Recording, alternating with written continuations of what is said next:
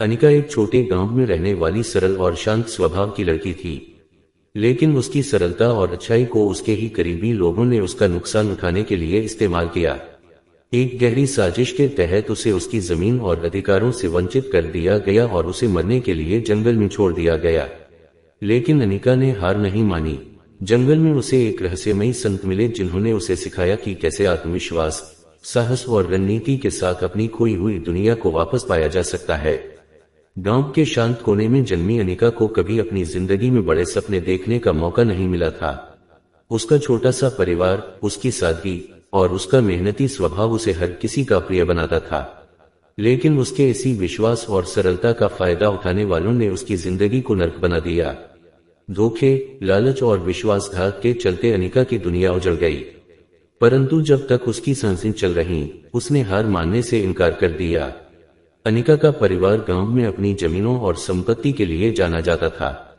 यह विरासत कई पीढ़ियों से चली आ रही थी, लेकिन संपत्ति के लालच में राजा विराज ने उसके परिवार को धोखे से खत्म करने की योजना बनाई। विराज का उद्देश्य था कि अनिका की जमीन पर कब्जा कर एक बड़ा किला बनवाया जाए। एक दिन विराज ने अपने गपकाउम के जरिए अफवाह फैलवा दी कि गांव पर दुश्मनों का हमला होने वाला है। इसी अफरा तफरी के बीच राजा के आदमियों ने अनिका के परिवार पर हमला कर दिया। उसके माता पिता मारे गए और अनिका को जंगल में छोड़ दिया गया, यह सोचकर कि वह कभी वापस नहीं आएगी। अनिका ने देखा कि जिन लोगों पर उसने भरोसा किया, वे सभी राजा के साथ मिलकर उसका अंत करने की साजिश में शामिल थे। उसकी आंखों में आंसू थे, परंतु उसके दिल में आग जल चुकी थी। उसने उसी समय ठान लिया कि वह इस अन्याय का बदला लेगी। जंगल में मौत के करीब पहुंच चुकी अनिका को वहां एक रहस्यमयी संत मिले। वे संत एक पुराने गुप्त साम्राज्य के आखिरी उत्तराधिकारी थे और शत्रुओं से बचने के लिए जंगल में छिपे थे। संत ने अनिका की स्थिति को समझा और उसे अपने साथ रहने का अवसर दिया। संत ने उसे अपने अतीत के बारे में बताया कि कैसे राजनीति और सत्ता ने उन्हें भी धोखा दिया था। उन्होंने अनिका को सिखाना शुरू किया कि कैसे अपने भीतर की ताकत को जागृत किया जाए। सालों की कठिन तपस्या और शिक्षा के बाद अनिका अब पहले जैसी साधारण लड़की नहीं रही। उसने तलवारबाजी, रणनीति और कूटनीति में महारत हासिल कर ली। संत ने उसे यह भी सिखाया कि सच्ची ताकत केवल हथियारों से नहीं, बल्कि दिमाग और हिम्मत से आती है। 7 साल बाद एक अनजान महिला अपने चेहरे पर घूंघट डाले गांव में वापस लौटी। अब वह कोई साधारण लड़की नहीं, बल्कि अपने व्यक्तित्व और कौशल से रानी के समान लगती थी। उसने खुद को रानी अनिका के रूप में पेश किया और घोषणा की कि वह राजा विराज की मदद से गांव को दुश्मनों से बचाने आई है। राजा विराज, जो उसे पहचान नहीं पाया था, इस महिला से प्रभावित हुआ। उसने अनिका को अपने दरबार में एक महत्वपूर्ण स्थान दिया। अनिका ने धीरे धीरे दरबार के सभी मंत्रियों और सैनिकों का विश्वास जीतना शुरू किया। एक रात जब राजा विराज अपनी जीत के नशे में चूर था, अनिका ने अपना असली खेल खेला। उसने दरबार में अपने विश्वस्त लोगों को खड़ा कर दिया और राजा के खिलाफ उसके सारे काले कारनामों को उजागर किया। राजा को अब एहसास हुआ कि यह वही लड़की है जिसे उसने जंगल में मरने के लिए छोड़ा था। राजा ने अपने सैनिकों को बुलाया, लेकिन अनिका ने पहले से ही अपनी योजना बना रखी थी। उसके सैनिक, जिनके साथ उसने वर्षों से संपर्क बनाया था, राजा के खिलाफ खड़े हो गए। अनिका ने राजा विराज को एक खुले मैदान में बुलाया, जहां गांव के सभी लोग मौजूद थे। उसने राजा को उसके अपराधों के लिए सजा सुनाई। उसने कहा, यह तुम्हारा अंत नहीं, बल्कि एक सबक है। जो भी सत्ता का गलत इस्तेमाल करेगा, उसका यही हश्र होगा। राजा को जेल में डाल दिया गया और अनिका ने गांव को उसकी खोई हुई आजादी वापस दिलाई। अब वह केवल एक साधारण लड़की नहीं थी, वह उस गांव की नई रानी बन चुकी थी। जब अनिका ने राजा विराज को कैद कर लिया और गांव को फिर से आजाद किया, तो उसकी यात्रा सिर्फ बदला लेने की नहीं, बल्कि अपने खोए हुए साम्राज्य को फिर से स्थापित करने की भी थी। उसने अपने पिता के खून से लिखे गए अहनोम का पुनर्निर्माण किया, जो अपने लोगों की सुरक्षा और कल्याण सुनिश्चित करते थे। यह उसकी बर्बाद हो चुकी दुनिया को फिर से बनाए रखने का तरीका था। अनिका ने पहले ही दिन से यह सुनिश्चित किया कि अब गांव में किसी को भी अन्याय नहीं सहना पड़ेगा।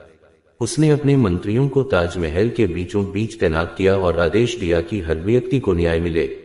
उसकी नजर केवल सत्ताधारियों और धनाढ्यों पर नहीं थी, बल्कि उन गरीब किसानों और मजदूरों पर भी थी, जो अब तक शोषित हो रहे थे। उसने घोषणा की कि अब से सभी को समान अवसर मिलेगा। यह अवसर न सिर्फ सरकारी पदों पर था, बल्कि उस युग में शिक्षा, स्वास्थ्य और सामाजिक कल्याण के लिए भी था। अनिका ने एक बड़ा बदलाव लाने की योजना बनाई थी, ताकि कोई भी भूखा न सोए, कोई भी गरीब न रहे और हर नागरिक को खुद की आवाज उठाने का अधिकार हो। राजमहल में होने वाले हर फैसले में जनता की आवाज को महत्व दिया गया। इस तरह अनिका ने साबित कर दिया कि सत्ता केवल खुद को बढ़ाने के लिए नहीं, बल्कि दूसरों की भलाई के लिए भी होनी चाहिए।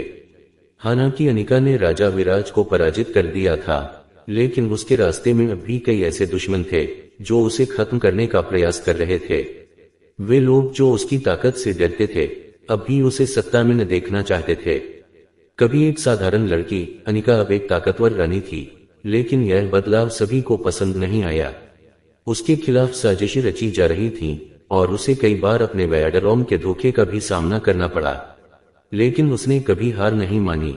उसने समझ लिया था कि सच्चे दोस्त वही होते हैं जो कठिन समय में भी आपके साथ खड़े रहते हैं, और इसी प्रकार उसे कुछ ऐसे लोग मिले जो जीवन भर उसके साथ रहे।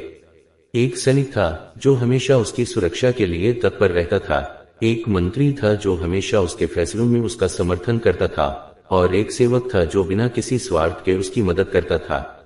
इसके विपरीत उसे कई ऐसे लोग भी मिले जिन्होंने उसे धोखा देने की कोशिश की।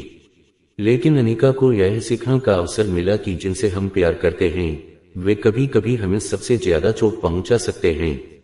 इसने उसे और अधिक समझदार बना दिया। कभी उसे यह लगता था कि उसकी जिंदगी में किसी के लिए जगह नहीं है, लेकिन उसकी यात्रा ने उसे यह सिखाया कि सच्चा प्रेम अपने कर्तव्यों को निभाने और दूसरों के लिए बलिदान करने में है। राजमहल में एक दिन अनिका ने महसूस किया कि उसकी यात्रा का एक और पहलू है जो अब तक छिपा हुआ था, प्रेम। अनिका के पास एक वफादार सेनापति था जिसका नाम विक्रम था।